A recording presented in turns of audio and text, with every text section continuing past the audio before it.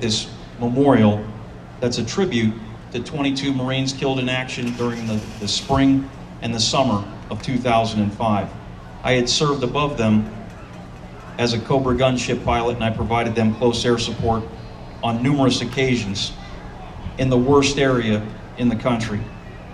And yet these young brave patriots, they went willingly and they went happily. And the reason I say they went happily is because they went together.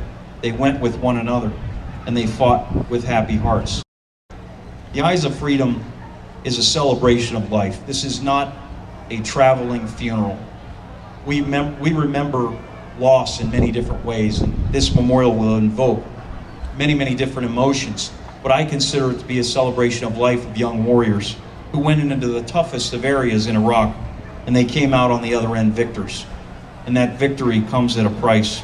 And we all own that victory, and we do not all own that sacrifice. However, we have individuals here in this crowd that are part of that battalion that had sacrificed so much. This memorial celebrates oneness, oneness of spirit, oneness of warriors. I mentioned the happy faces, and you look at those eyes.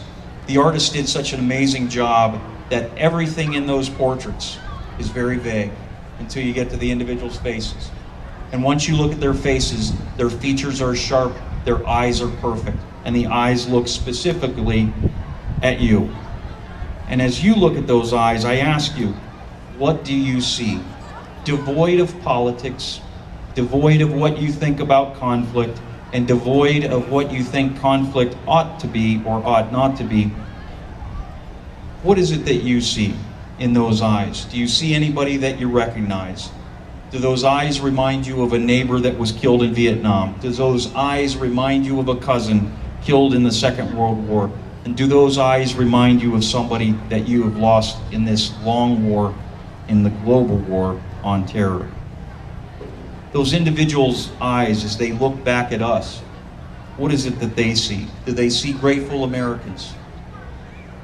Do they see happy spirits willing to do something for their fellow man, their fellow American? Is that what they look at, and do they look upon us with favor?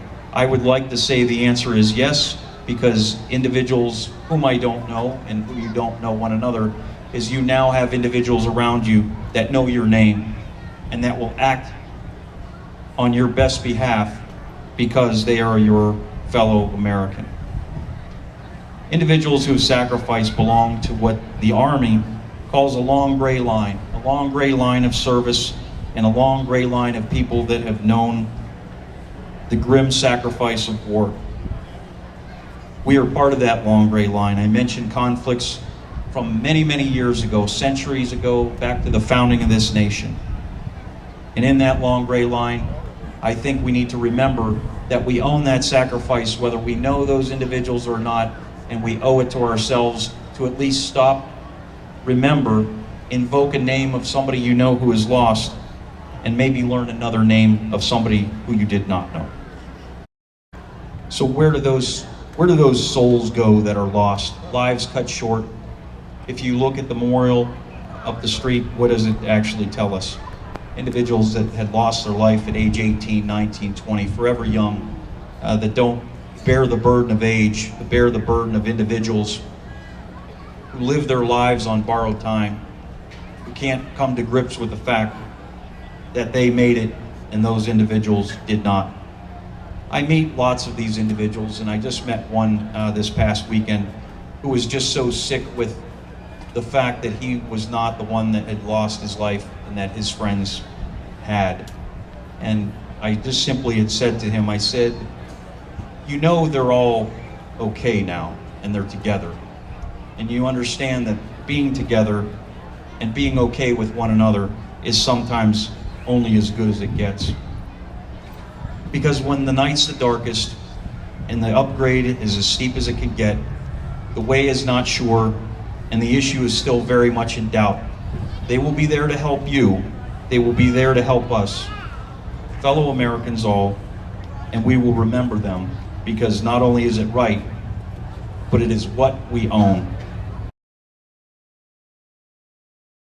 For those who gave their last full measure of devotion for their friends, their family, and for their country, United States Army.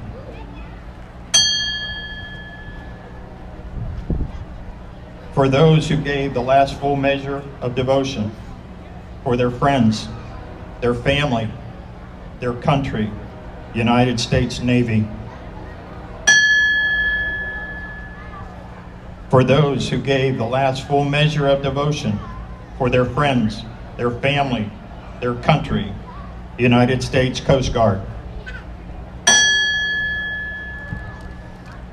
For those who gave the last full measure of devotion for their friends, their family, their country, United States Air Force.